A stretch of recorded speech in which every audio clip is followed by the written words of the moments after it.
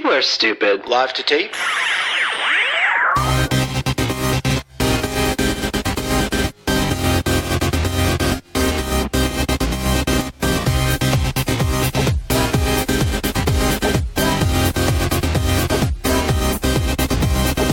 Welcome to Millennial Season 4, Episode 12. I'm Andrew. I'm Elisa. And I'm Laura. And we are joined by one of our friends this week. Welcome back to the show, Pamela. Hi. Sounds so Pam. formal. Hello. Hailing Thank you for from being here. California. Yeah, thanks and welcome back. Of course. It's always a good time hanging out with you guys. How's life in California? Same old, same old. California is just California. I'm not in San Francisco currently. I'm out in LA. And having spent some time on the East Coast, like I drove down this time and it's like, oh my God, I'm still in California and it's like 8 hours later. And I haven't like moved states. Uh-huh. Yeah, it's quite a big state. How do you like LA? LA is a clusterfuck, as always. I forgot how bad the traffic is, honestly, and it's been raining this week, so that means people are more ridiculous than usual on the road, and it's been taking me twice as long to get literally anywhere. Yeah. There is something, I remember going to California for the very first time. It was to Los Angeles to visit Andrew and Matt, actually, and it was like a light drizzle. I mean, I didn't even need an umbrella, and people were freaking the fuck out over it. Oh, yeah. Hunker down, ration out your food because you're not moving. Right. Exactly. Yeah. Have you run into Matt? You're hanging out with him, I assume. That's why you're down there? Yeah, I've tied him up in the closet, and I've taken over his spot. So. Oh. I think he's into that. I knew it as soon as I walked. That's why there was no struggle. I should have known. Yeah. When I was still living in LA, like you and I would hang out maybe once per visit of yours down to LA, but like you never really hung out with Matt, right? Like a long time ago. Oh, there was actually a while where I would come out and I would only see Matt because you wouldn't be here. So it's like we were never friends. To be honest, I can say this now that time has passed. I was just avoiding you. That's all it was. I knew it. All of this time, our relationship has been a sham. I should have known better. That's okay, Pam. That's what his relationship is like with us, too. He uses us for podcast gain and throws us away. Actually, it's funny you mentioned that, Laura, because I'm going to be driving through Atlanta in like a week or 10 days from now. And I was like, am I going to have time to hang out with Laura? And like, that's a whole day thing. It might be too much. Yeah, and I feel terrible saying it, but I'm like, oh, he's probably coming during the week. I'm going to have to like work all day and then go hang out with him. Pretend to care. I've had to ask him about his life and right. Yeah. Too much effort. I'll let you know what day I'm coming through, Laura, and if we're up for it, then we can do it. If not, no big deal. Yeah, we'll see if I can mash down my apathy. Okay. I'm kidding, kind of. Yeah, me too, kind of. I was in New York last week when we recorded last week's episode. I had just gotten there. And so the rest of the trip happened after we recorded. I saw Springsteen again because, I'm obsessed and I had to see that again. I also saw Frozen on Broadway. It just officially opened up last week, and it was surprisingly good. Did you guys like the movie version? Never saw it. What? So, yeah. Huh. The third show I saw was Rocktopia. Elisa. It's only on Broadway for 6 weeks, and it's a mashup of classic rock covers, but like really good covers by Broadway's elite. Like this isn't like cheap cover bands. These are like people with amazing vocal power delivering these songs. It was pretty amazing. But the twist was that it was both classic rock songs and classical compositions. Oh no! I knew it. I knew you were gonna go there. Why? What do you Because mean? that's like my favorite mashup. Seriously? I know. I'm being dead serious. There are a few bands that sort of specialize in like the metal classical thing. I could talk about this for fucking hours. If you like study the history of music, there's like a very clear linear correlation between classical music and how that progressed into like blues and jazz and funk and then rock and then metal. And it's like, I love it. I love it. Oh, you would have loved this show then. I was thinking of you during it. Oh my God. Weirdly, so we had just happened to pass it on the street, my friend Richard and I, and he's into classic rock too, and he was like super into it. And I was like, all right, since I'm dragging you to Frozen, you can drag me to Rocktopia. And I ended up really liking it. And the weird twist on it was that fucking Pat Monahan from Train was a part of the show. And he was doing the Led Zeppelin songs. Oh, the vocals. good Lord. But you know, it was jarring at first, but he's surprisingly good.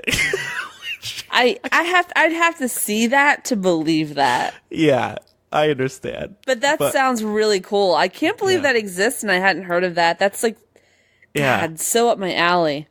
So it was like on a nationwide tour. Now it's only on Broadway for like 6 weeks. I don't know what's happening to it after, but keep an eye out for Rocktopia if you, Elise, or anyone else sees it roll through a town near you. But so before New York, I had my family here. And you know what that requires. Alcohol. Right. So between a week of the family being here and then a week in New York, I've been drinking every night for the past 2.5 weeks. And tonight's the first night I'm not drinking, and it feels good and it feels cleansing, but it's hard to do. Like, to just stop. Does anyone else ever experience that when they're like drinking for so many days in a row and then a night comes and you're like, all right, I'm not going to drink. And then it's really difficult. No. I understand this sounds like I'm an alcoholic, but yeah, it does. It's hard to switch off. I'm actually a little bit of the opposite. If I've been drinking several nights in a row, I can't wait to stop because my body's just telling me to take a break. Yeah. I need a timeout. Yeah. I crash. Well, and I have felt especially shit about drinking nightly recently because I went to a doctor recently, a new doctor, and she was doing like the initial checkup. How often do you smoke? Do you do any drugs? And then, of course, the alcohol question. And I said, oh, yeah, I on the weekends. And she's like, every weekend? I'm like, yeah, Friday and Saturday, like 3-4 beers. And she's like, oh, you have to stop. That's too much. I'm like, what the fuck? She was an older doctor, and like that really turned me off. Like, don't tell me how much I can drink. But like a couple drinks 2 nights a week doesn't seem that bad to me. But to her, she was like, no, you need to do 1 drink 1 night a week. I'm like, oh, fuck that. Did she tell you have like liver problems or something? Right. No, but she was like, later on down the road, you might, if you keep up that. But anything can happen habit. later on down the road. We'll find out. Yeah, we will. That's so bizarre to me. I mean, I could see her saying that if you were like, yeah, I go out every Friday and Saturday night and have like 12 beers. Right. Then I could see her being like, you might want to tone that down. But I mean, yeah, between those 2 nights, you're probably not even having enough to qualify as 1 drink per night of the week. You know what I mean? Right. And then, she didn't ask me about this, but I was like, but I do work out like pretty much every day because I have nothing better to do. She's like, oh yeah, but you still need to turn down the drinking. I'm like, all right, fuck this. I'm out of here. Don't go to that doctor again. Yeah. And then I never got my STD test done. So who knows what the status is. You might want to do that. Playing Russian roulette over there, aren't you? You know who else could use an STD test? And I say this lovingly, Stormy Daniels. On the last episode, I had mentioned that she was going to be doing an interview with 60 Minutes with Anderson Cooper from CNN. And the interview has now taken place. We're recording on Monday night. It occurred on Sunday, March 25th. It was a ratings bonanza. It was the most watched episode of 60 Minutes since President Barack Obama had his first post-election sit-down in 2008. Wow. It's been a decade. 21.3 million people tuned in to watch Anderson Cooper talk to Stormy Daniels about spanking Donald Trump. Wow. Elisa, you watched it, right? I did watch it, and I had, God, such mixed feelings about it. I think the big takeaways are this. Number one, apparently Stormy Daniels only had sex allegedly with Donald Trump one time.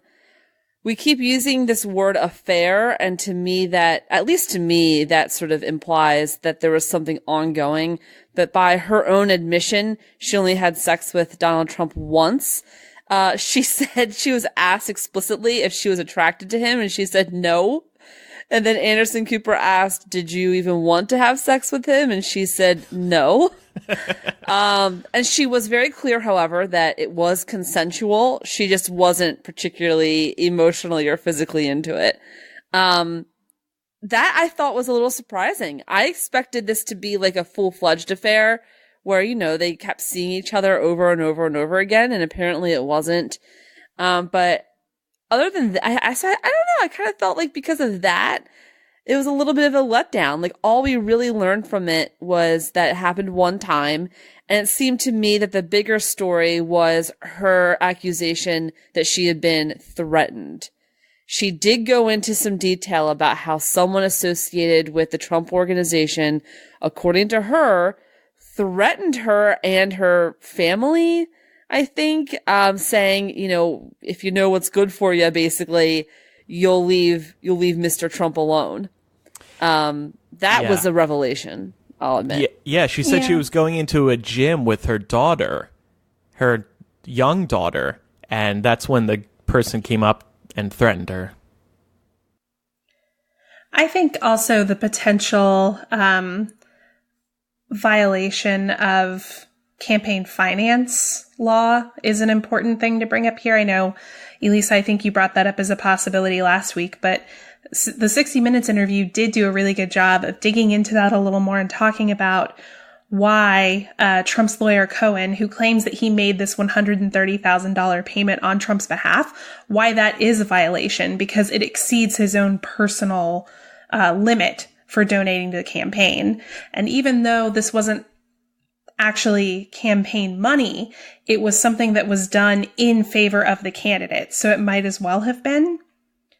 And on top of that, because of that question floating around out there, it potentially gives Robert Mueller more to dig into when looking at Cohen, just because he had already been investigating him over some of his activities in Moscow in 2016, shortly before the election. So there's like a whole legal Pandora's box that, if it hasn't been opened yet, it probably is going to be opened very soon.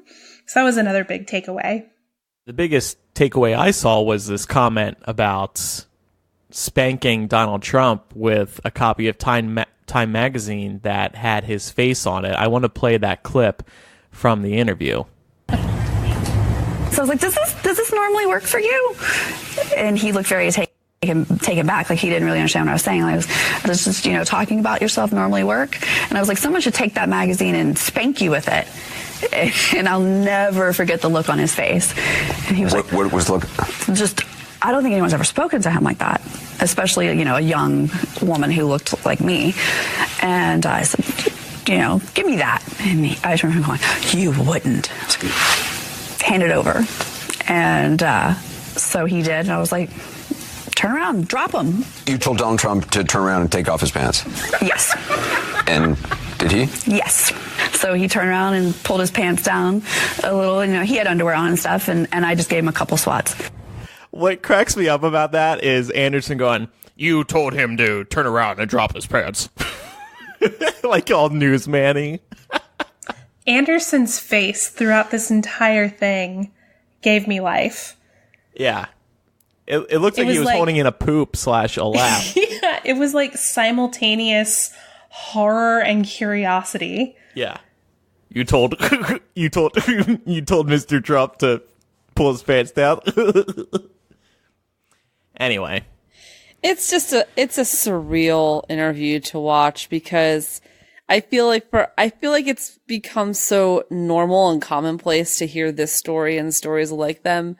But every now and then I try and step back and remind myself, what would the country be saying? How would we be reacting if this were any other president?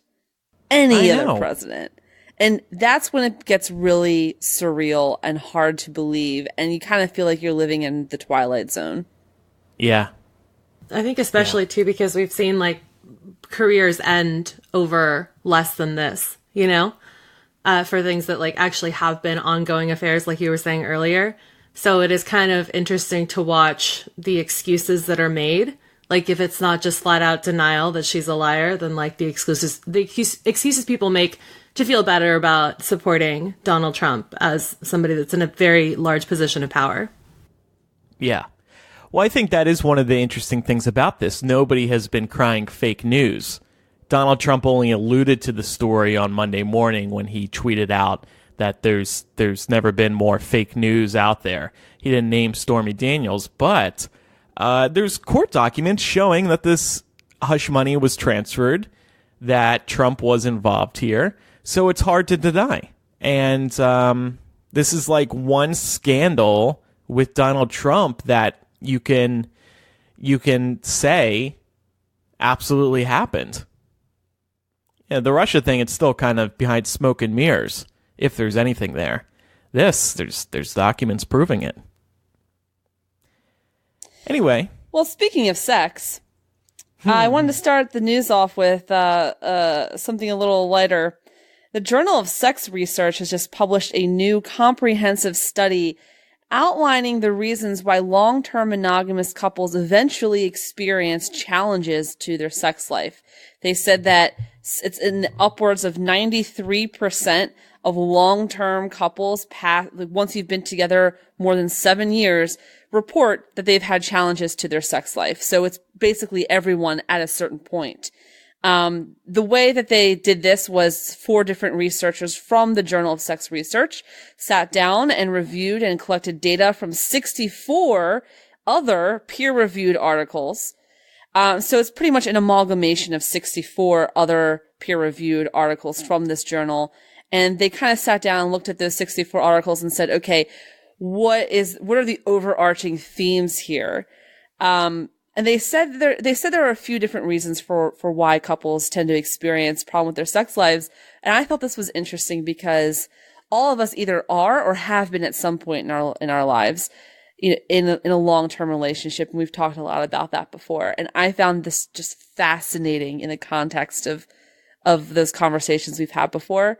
One of the big things they said, pretty much the number one reason that sex lives tend to suffer long term is because people stop taking care of themselves.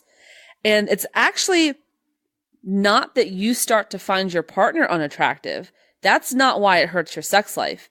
It's that you start to find yourself unattractive. And when you lose confidence in yourself, you're less inclined to have sex.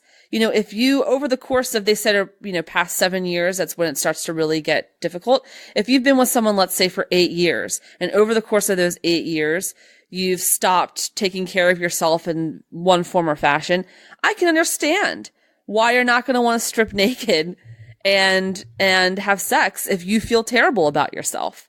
So that was actually the number one reason that was reported. Second reason, a failure to manage stress levels. So over time, when you move in together, you have a mortgage, or if you ever have kids, you start to get really stressed out by life, and stress is just a sex killer. And failure to manage stress and to cut things out of your life that you don't need and they're causing you undue stress is another huge reason why couples stop having sex. Number 3, couples fail to maintain autonomy. So their advice was don't be attached to your partner at the hip. Force yourself, if you have to get time away from them.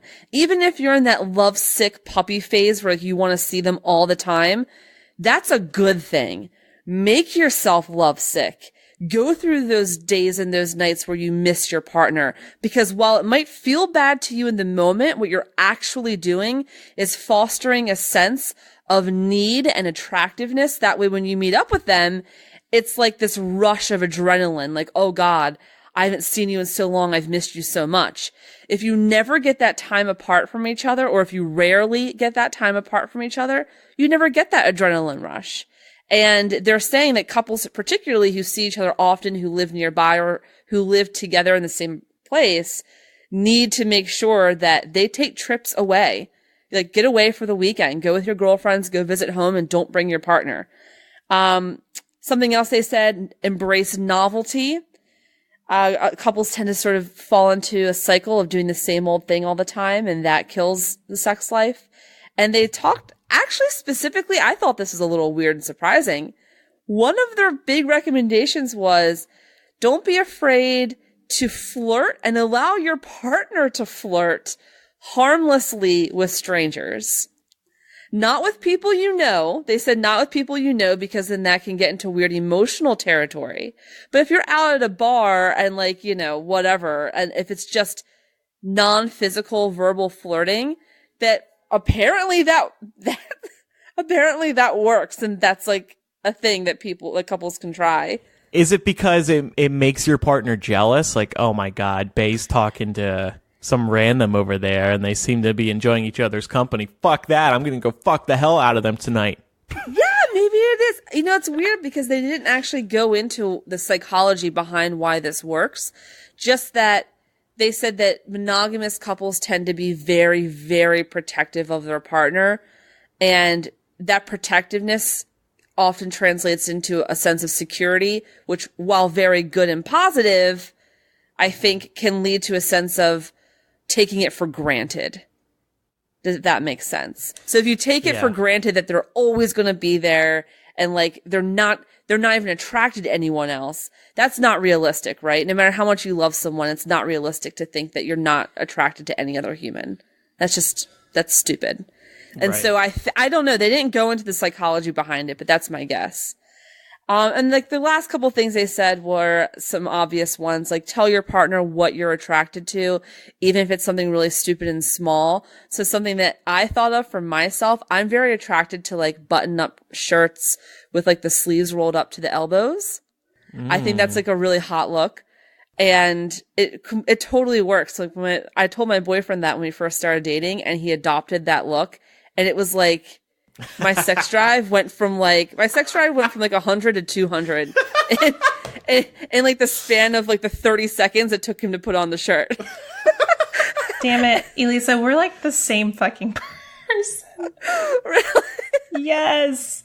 I have the same thing. I find that very, very attractive. I think that's a girl thing though, because I am in that boat and I know like a lot of my friends are too.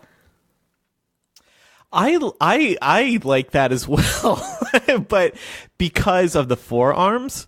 Like, Thank I like you. Yes. Yeah. Yes.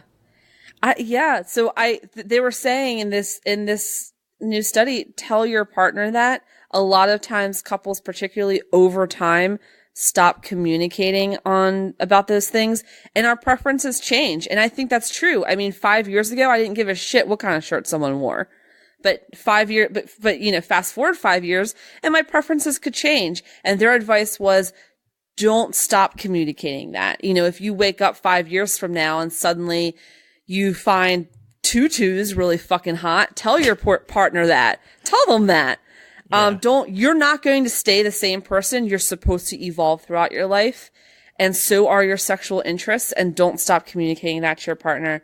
So those were the major ones. Those were the big takeaways. I thought some of them were really obvious, but other ones, like the flirting with other people thing, I thought was really out there. Yeah. You know, I actually know a gay couple. They've been together for years. Like right after they both came out, they got together. So it's been, I don't know, 7-ish years or so. And one of them has never had any other boyfriends. So I'm more friendly with the other guy. I'm only friendly with the other guy. And he was telling me that he lets his boyfriend flirt and he's okay with it because it gives him the opportunity to experience other people. He's never had that opportunity to experience others before. So that might be a reason as well, that let your partner verbally flirt with others. If you're letting them kind of have some fun, experience the single life for a little bit at the bar for an hour, it's fine. It's harmless as long as they don't go falling in love. But so I get it from a couple different perspectives. I also think it's interesting that I think nowadays it's not taboo to think about open relationships, because I know a couple that it's kind of a similar thing, except she's a lot older and this is his first serious relationship. And so now they've entered an open relationship where it's very, very loose. It's not necessarily just flirting. She's just like, yeah, I think that you need to go experience other people. But I do think that, even 5-10 years ago, that wasn't something that was normal, because I also have a friend that married her high school sweetheart, 2 years ago. But before they got married, they broke up so that they could experience other people, because, they graduated together. They went to the same college together. They graduated from that together. And it was just they just needed to make sure that that was the right fit. But I do think it's interesting that we've come to a point where holding on but letting go a little bit is okay, whereas that wouldn't have been okay, just a few years ago. Mm-hmm. Right. Yeah, I agree. And I think what this ultimately comes down to is establishing that you're secure in your relationship. Mm-hmm. If your significant other going to a bar for an hour and harmlessly flirting is what tanks your relationship, then you probably shouldn't have been in that relationship to begin with. I think one of the patterns that I see in some of this research really is you have to take care of yourself if you're going to be able to take care of your relationship. So the first piece of advice that they said was feel attractive, and that the number one reason that couples stop having sex is because they stop feeling good about themselves.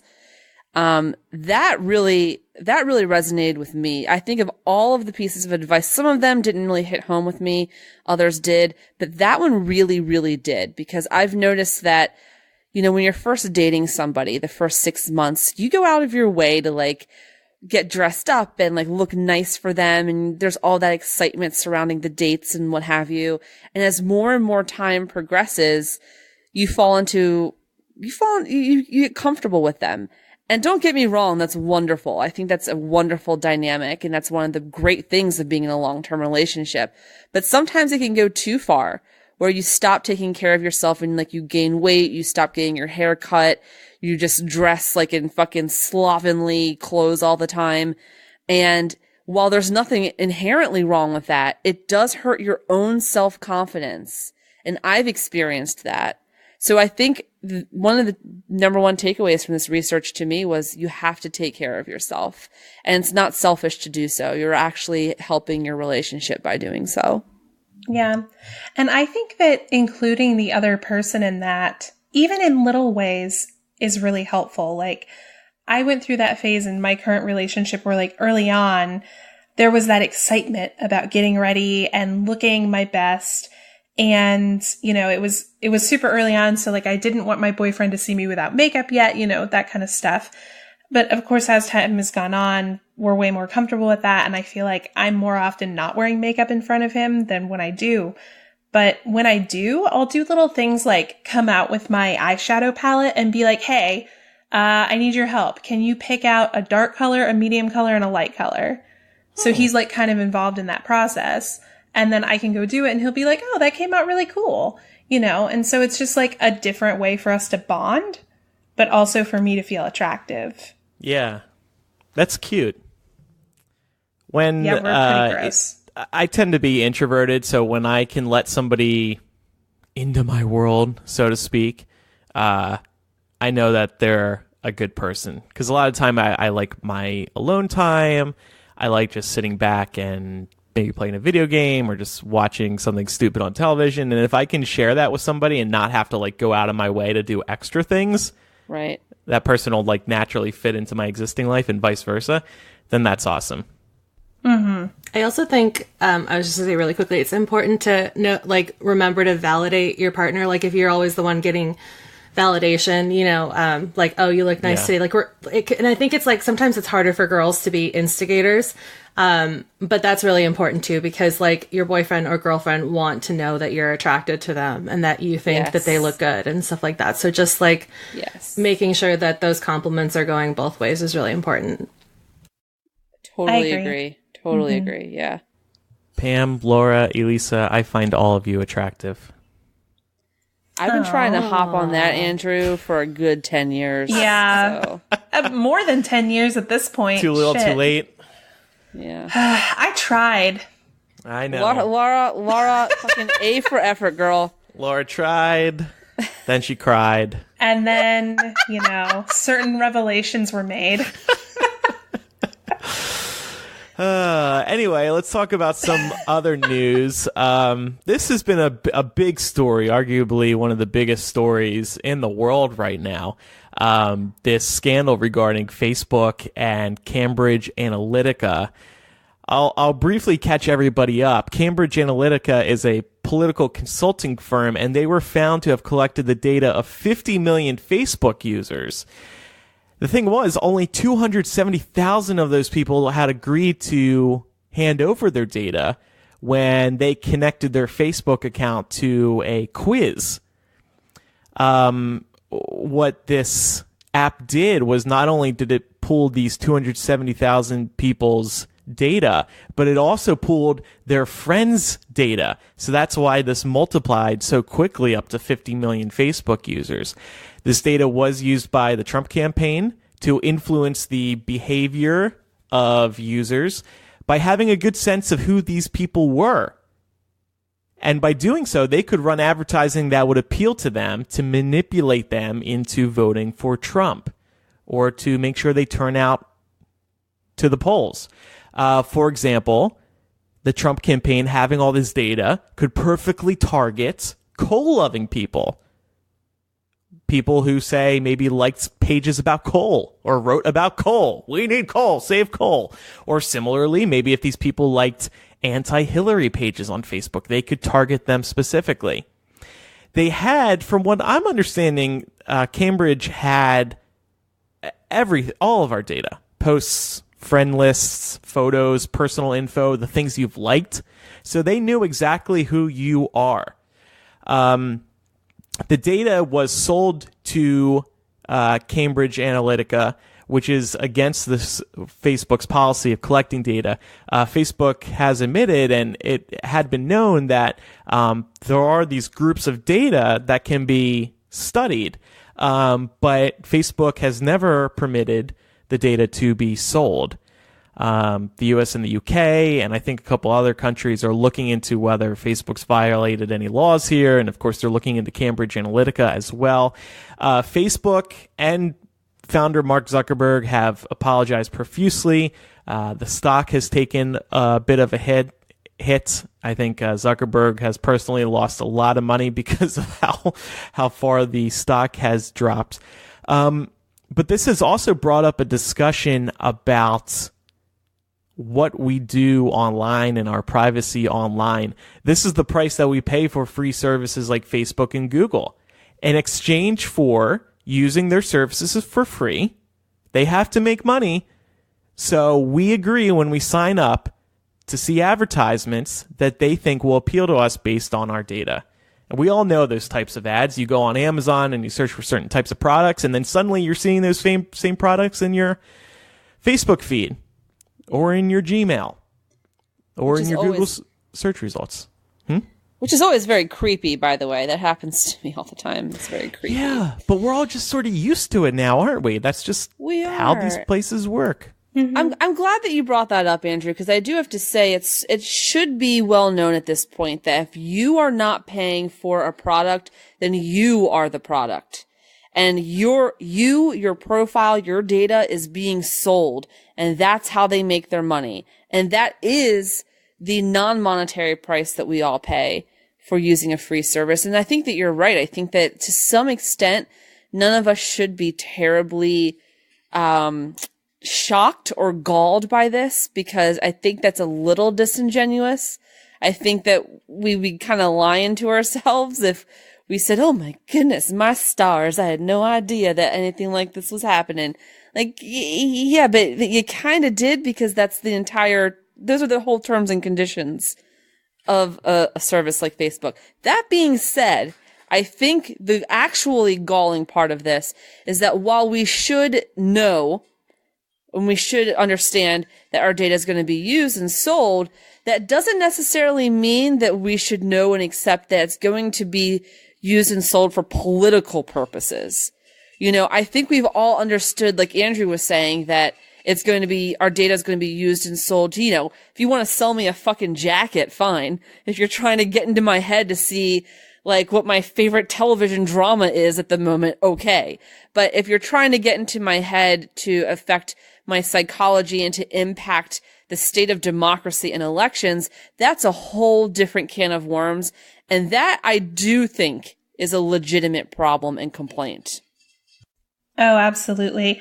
Wasn't part of this research just looking at general moods of people who are really active on social media? So like they had a group of participants who they showed only really negative stories to, and then people that they showed really positive stories to, to like monitor the mental effects on these people.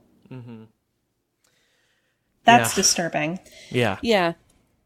And I have to say, the argument I've heard about this the most in defense of this is that, it's really tough in today's day and age to convince anyone of anything. Everybody is so deeply ingrained in their own political silos that do we really think that some Facebook ads are having an impact on elections? Like, you can confront, a Democrat or Republican in person and try and convince them of an opposing viewpoint, and they will not budge. What makes us think that an ad on Facebook is really having any impact? That's the argument I hear in defense of this. And to that, I would say you're probably right. I don't necessarily know that the ads and whatever this data was being used for was changing anyone's minds. What I do think it probably succeeded in doing was the enthusiasm gap, convincing people to actually go out and vote and do something. So I don't know that this was successful, that the data usage here was necessarily even trying to change anyone's opinion. I think what it was trying to do was convince people to act and to vote for people who normally wouldn't. I also think that it's like that affirmation culture is like, that's a really good point to make, because that's also the reason why people don't like to stray from like the news networks that give them, coverage that makes them feel comfortable with the way that they're portraying their spin. It's not things that we don't already know happen. Anything that you consume in the media is going to have some kind of viewpoint. But we as society, we just need to know that it's important to kind of pick out the facts and form our own opinions. But a lot of people don't want to do that. So having an ad that just affirms your point of view is just going to make you think like, see, I was right. Like, look, everybody says I'm right. And I think that goes a long way too, as far as, influencing people to rally behind their thought processes, like you were saying. Yeah. Yeah, I think that's what was going on here. They were getting posts that say, Hillary's going to take away our coal. Hillary's going to take away our guns. Oh my God, I need to get out and vote so I can keep our Second Amendment alive or keep our coal alive. They were striking an emotion, reinforcing a feeling that you already had to make sure that you go out and vote. Does this make any of us want to delete Facebook? There was this whole delete Facebook hashtag. We don't know how many people actually deleted their Facebooks. I know, who's that guy who runs Tesla? Elon Musk. He was dared to delete the Facebook page for Tesla and another one of his companies, SpaceX, I believe. And he was like, okay, and he deleted it. Hundreds of thousands of people no longer getting Tesla and SpaceX updates. But other than that, I haven't seen many high-profile departures from Facebook. Has this made any of us second-guess what we're doing on Facebook? Not really, to be honest. Andrew, you and I talked about this briefly a little bit earlier, but there's part of me that feels apathetic about this because I don't feel personally impacted based on the target demographic of people that this was geared towards. I'm guessing I was not one of them. So it leads me to believe that hopefully my Facebook presence has not encouraged me to have a particular political leaning.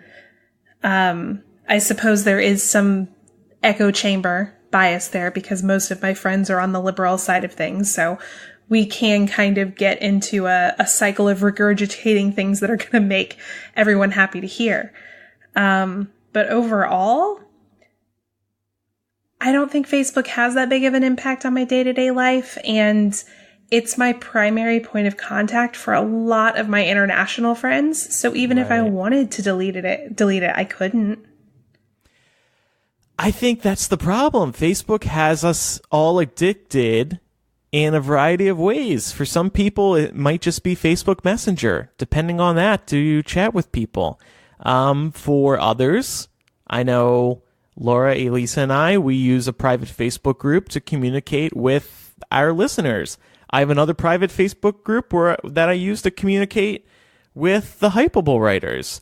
It's like, it's so ingrained in our lives at this point that there's just no getting out. As much as if it weren't for Facebook Messenger and these Facebook groups, and then of course I have to make fucking Facebook posts on the brand pages, I'd probably be out.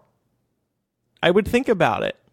I think there's something nice about not knowing what's going on in people's lives unless you talk to them.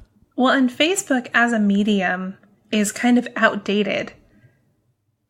You know, it's like, I mean, when you look at, I don't want to look exactly at what the Gen Z kids are doing, but like so many of the kids who are high school age now don't even have Facebook. It's like all about Instagram and Snapchat and things like that. And I feel like Facebook has turned into this echo chamber of politics. So it's not even serving what its initial purpose was. And if I didn't need it to keep in touch with the people that I need to keep in touch with, I probably would have quit a long time ago. Yeah. All right, we have one more news story, but first, I want to tell you about this week's sponsor. They are ZipRecruiter. If you're hiring, definitely check out ZipRecruiter. Every business needs great people and a better way to find them. Something better than posting your job online and just praying for the right people to see it. It's a big internet out there. It's hard to get noticed. But ZipRecruiter learns what you're looking for, identifies people with the right experience, and invites them to apply to your job. These invitations have revolutionized how you find your next hire. Hypable is actually going to be searching for a particular type of candidate soon for graphic design, and we're going to use ZipRecruiter to find them. And why would I trust ZipRecruiter? One reason, 80% of employers who post a job on ZipRecruiter get a quality candidate through the site in just one day. That is so quick when you're trying to get stuff done. The right candidates are out there, and ZipRecruiter is how you find them. Businesses of all sizes trust ZipRecruiter for their hiring needs. And right now, our listeners can try ZipRecruiter for free. That's right, for free. Just go to ZipRecruiter.com/millennial. That's ZipRecruiter.com/millennial. Give it a try for free. I think you're going to like it. I've used it before. I love it. It really does streamline the whole process. ZipRecruiter is the smartest way to hire. One more news story today, related to what Lauren and Lisa, you did over the weekend. Yeah, so the March for Our Lives rallies took place in 800 cities all over the world. I know Elisa and I were in our respective cities marching. Andrew and Pam, did you guys get to go, or did you get a chance to spectate? I spectated by watching it on TV. Okay, that counts. I spectated via Twitter because I was on red carpet duty, which is like the most LA response I could have ever given to you guys. I couldn't make it to the red carpet because the stupid March for Our Lives rally got in I would the have been, way. you know what? I would have been happy if that had been the case. So, I mean, I know, so Atlanta was fairly moderate in size compared to other large cities like DC, but I will say Atlanta is a blue city in a sea of red. We are a very gun-friendly state. We have open carry laws. We have campus carry laws. And we had 30,000 people turn out for the march in Atlanta and no counter protesters. Wow. I was very impressed. How was DC, Elisa? Oh, it was incredible. It was so packed that you really couldn't even, if you showed up pretty much after like 9 or 10 a.m., you really couldn't even get up front to anywhere near where the stage was. Thankfully, they had a ton of jumbotrons all around the city. I think the most incredible part of it, apart from the students who spoke, who were unbelievably fucking eloquent. I mean, unbelievably eloquent. I couldn't imagine that I couldn't believe that some of them were fucking 12 years old. The granddaughter of Martin Luther King Jr. was there. She was adorable and also very smart. So apart from the speakers, who I thought did just an incredible job, the best part for me was the fact that the entire city was taken over by it. So people were marching through the streets well past the time when the march was supposed to have ended. And they were going off route and just all over the city with their signs. And it was just like, nothing happened that day except for that march. And it was really heartening to see. And the signs were hysterical. My favorite one that I cracked up for like 30 minutes about this just because it's whatever. It's just like my sense of humor. My favorite sign was, these militias don't look very well regulated. Oh God. I love it because no one ever pays attention to the first half of the Second Amendment. It's like, Well, no, because if they pay attention to that part of it, then their entire argument unravels. right. I liked your sign. Oh, did you? So we had a few signs. So one of my signs just said, "We are the change we seek," which is a direct stolen quote from Barack Obama. The other side of it, God, what did the other side of it say? Sorry about this, NRA. Sending my thoughts and prayers. And then my boyfriend had a sign that said, "The only thing easier to buy than a gun is a Republican." That was pretty brutal. One other sign to throw out there, I saw there was a young person. She was clearly maybe 12 or 13 years old, and she was in the crowd, and she held up this giant sign that said, "Surviving middle school should be metaphorical." Yeah. The number of, I mean, of course, teenagers, there were so many of them. I saw on multiple occasions teenagers spotting their teachers at the march and rushing up to them and exchanging hugs. I also saw so many school-age children, like kids who are in the single digits. And a couple of them were wearing t-shirts that had basically images on them showing the actual size of an AR-15 bullet wound. Ooh. As it would be on their bodies. And there were so many points throughout this where I got choked up because I'm like, these kids are taking to the streets and begging us not to shoot them. Yeah, I got choked up just looking at the, just following it on Twitter. And it was just so moving to see so many students taking part in this, because I think that, unfortunately, a lot of people that are adults in America and around the world, they don't take children seriously. And when there was the school walkout happened, I know a couple of people were saying "Oh, well, don't you remember when you were in school, you would just walk out because that's less time in class." And I don't personally agree with that. But to see so many students taking time out of their Saturdays, stepping away from all of these things we assume that they do, play video games or like glue themselves to Snapchat and Instagram and stuff like that, to actually like go outside and take part. And everybody that was like interviewed on like local news stations too, so like eloquent, you know, from like the youngest kids to, you know, the kids that were a little bit older. It's really inspiring. Yeah, you know, I think part of the reason that some Republicans hate this so much and are calling some of these kids actors is because they can't believe that kids are able to, they're more eloquent than many of their elders, including Donald Trump. These kids are just, they're showing really good work. Yeah, I have to say, I have participated in more political demonstrations than I can count since I was like 15 years old. This was by far the most organized one that I have ever participated in. Yeah, I agree. And I was like, wow.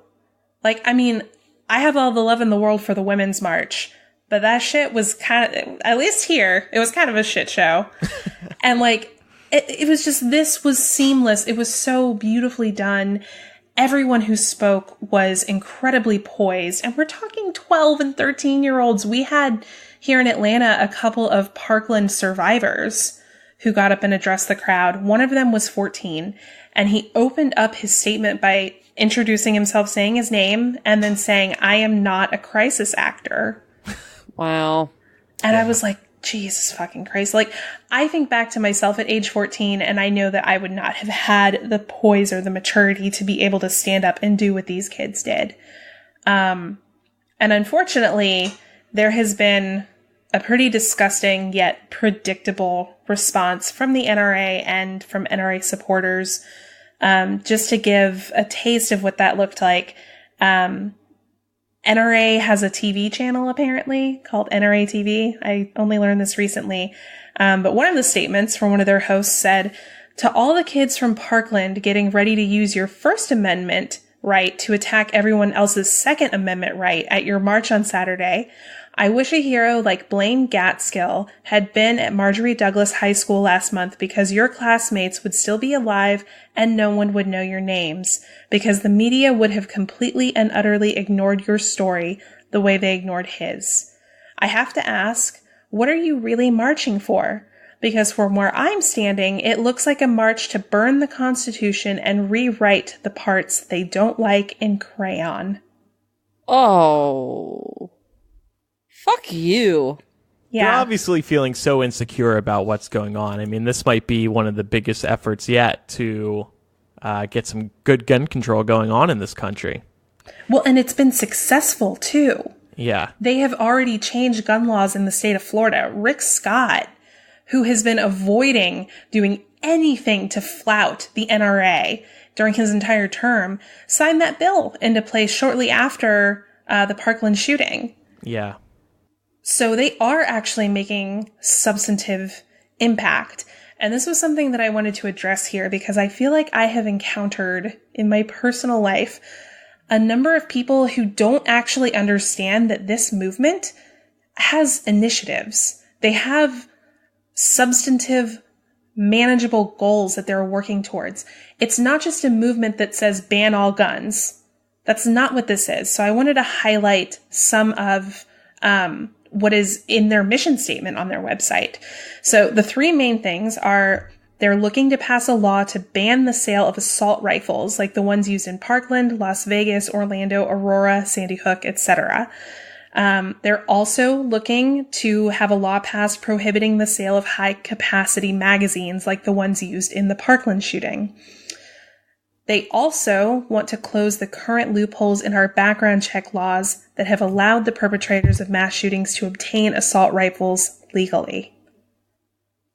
These are very clear plans that they have in place. And I feel like I have encountered so many people on both sides of the argument, actually, who think that this movement is just about getting rid of the guns. And that's not what this movement is. It's really fucking bizarre how they're always about, oh, they want to take our guns. They want to take our guns. This isn't difficult. Get rid of the bump stocks.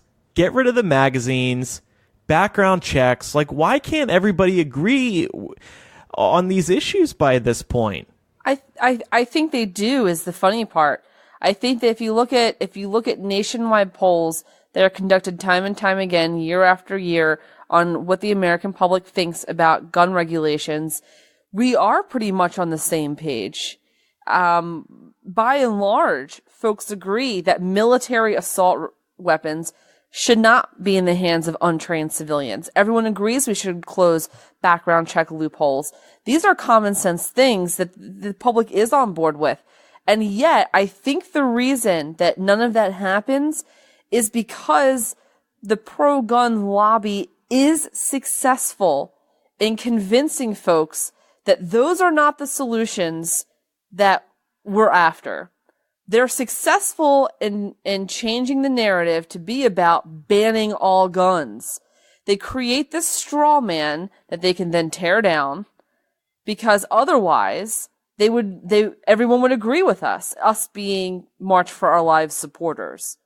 So I think that the NRA and the pro-gun lobby in general is successful in convincing the public that if we give a little, they're going to take a lot.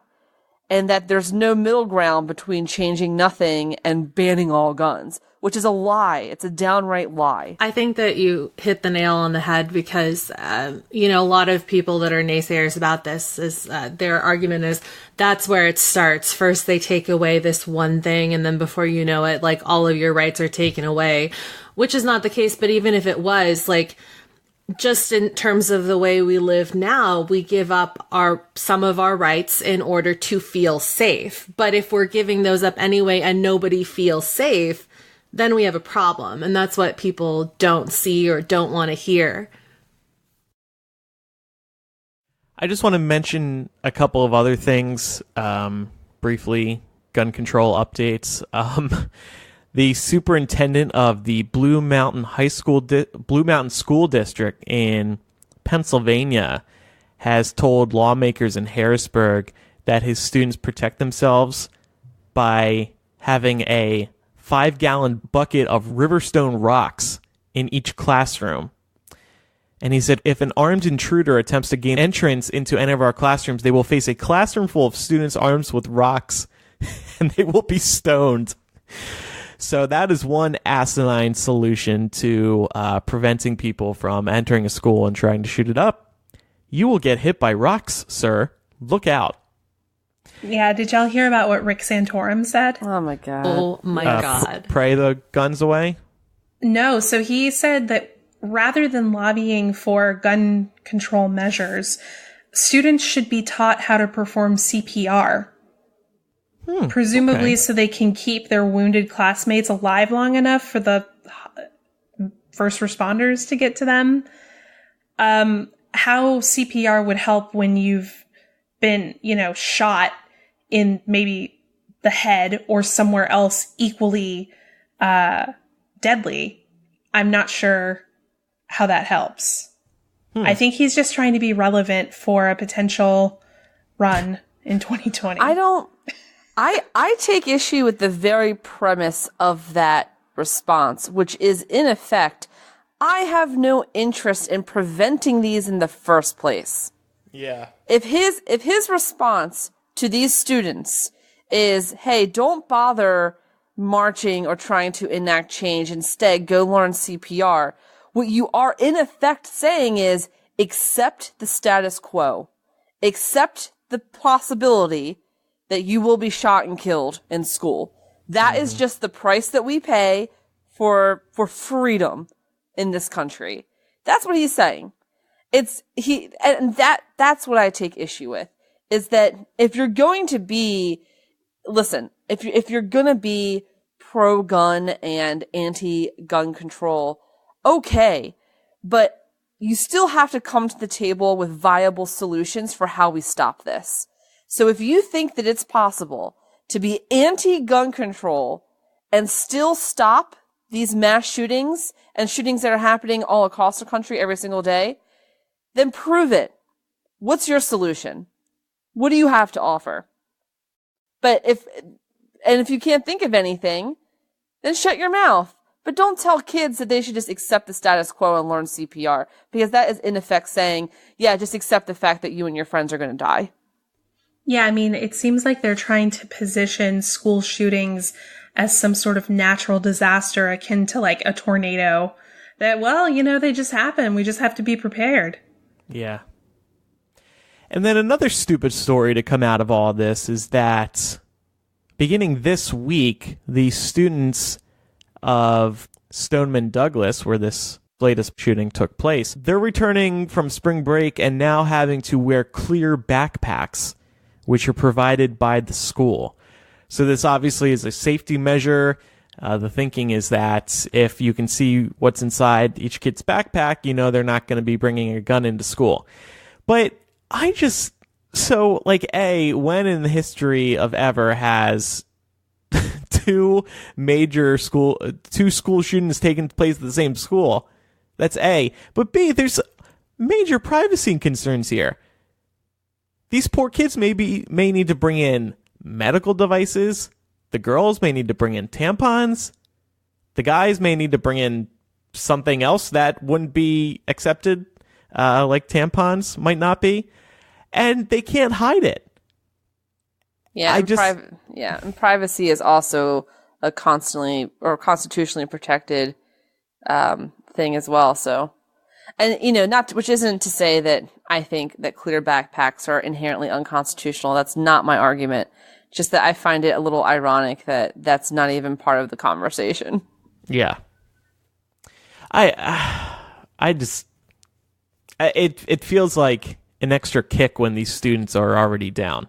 I think I would rather have metal detectors at the school than having to walk around with a clear backpack. But the saddest thing is that's in an affluent community.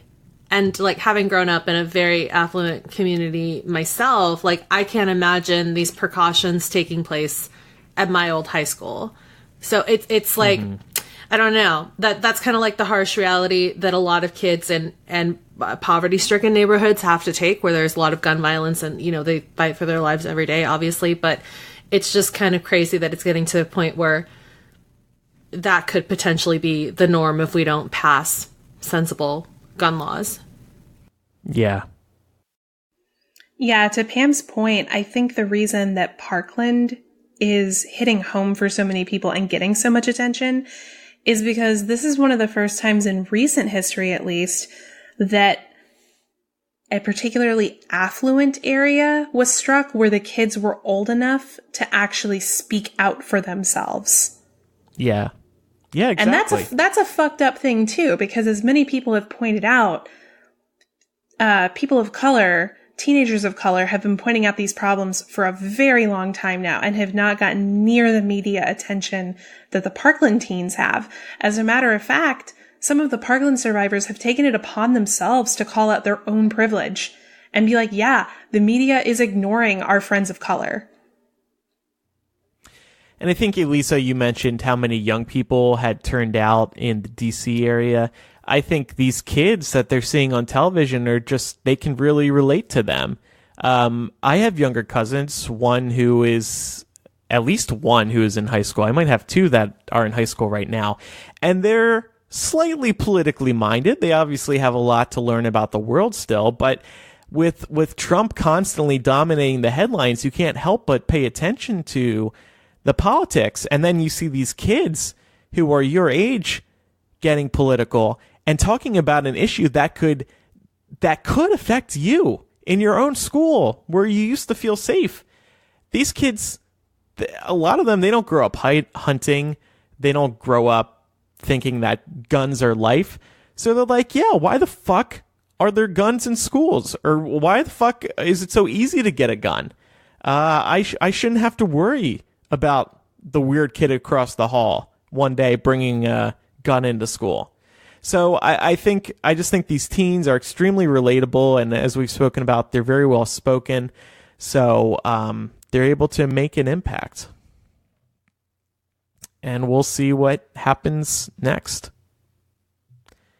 But happening next on this show is Surprise Bitch. We're going to call Layla. She said she lives currently in Washington, D.C., but that was a year ago, so Wonder where she is now.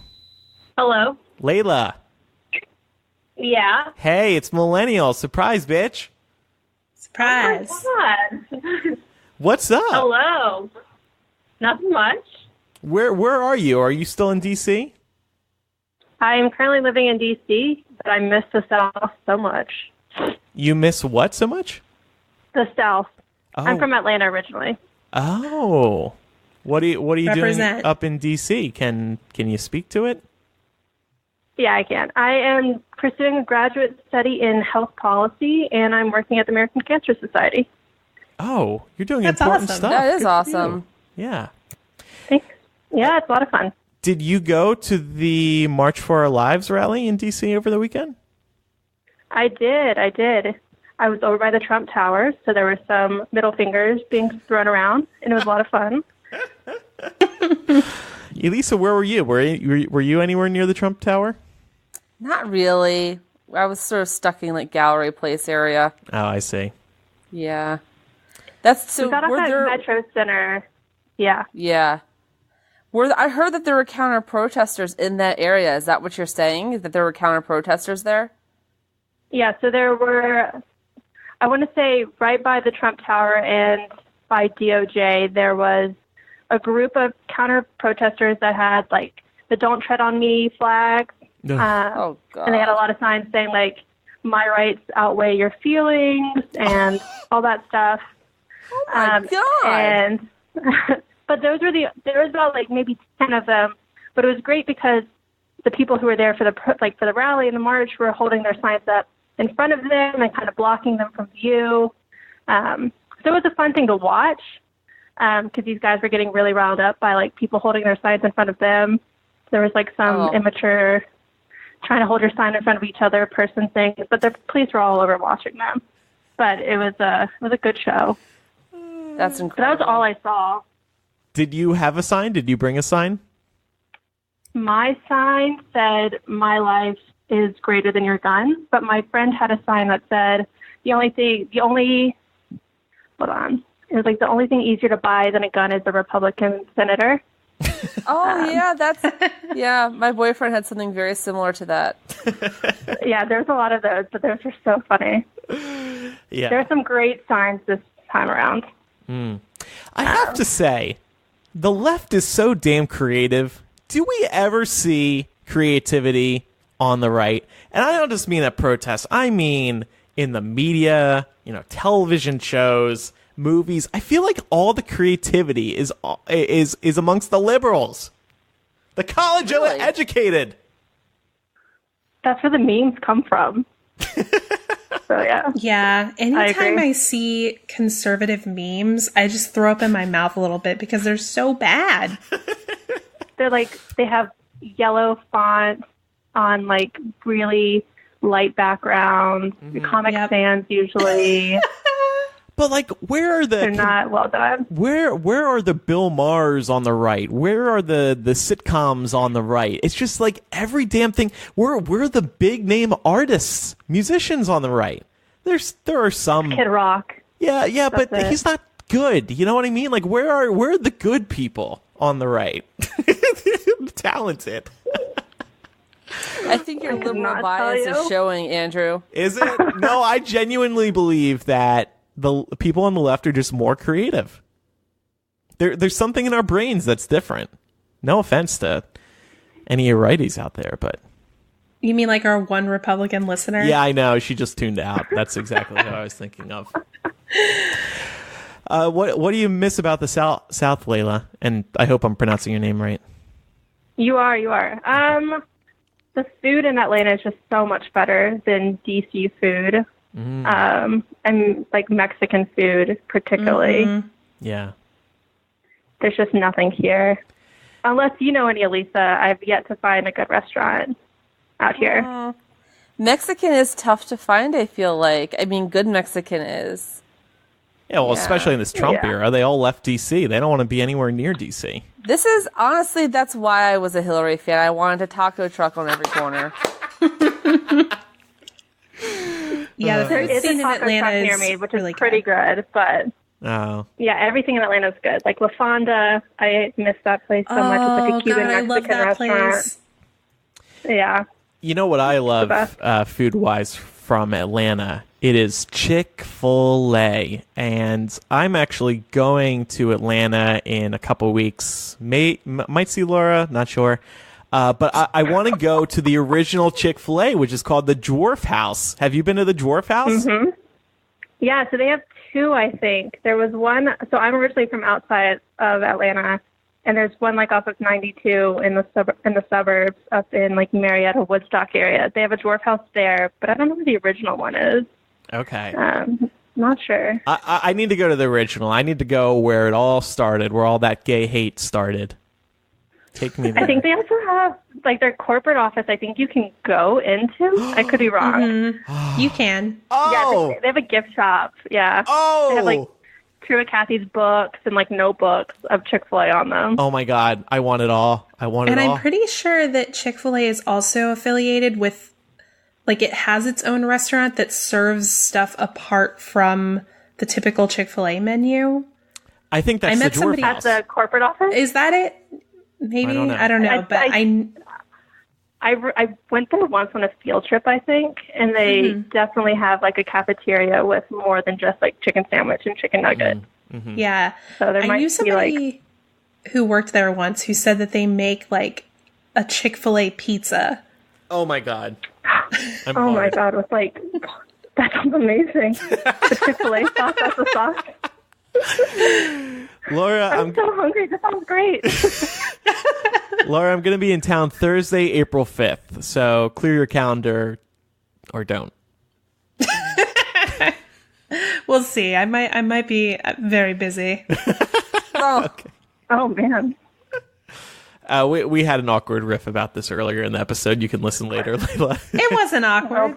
Will too. It was honest. Yeah. It's just, well, the point I was getting at earlier in the episode is when you grow up, you just don't see people as often anymore. You're busy, you got stuff to do. I was kind of fucking with Laura, but like in LA, I barely hung out with anybody anymore, except for the same like 4 or 5 people. I just can't be bothered to make an effort to hang out with people. Because you live too far away, dude. No. Like, no. That's the thing. In LA, if anywhere there's traffic, you don't want to go like 5 miles in any direction or more than that. Yeah, that's true. That's true.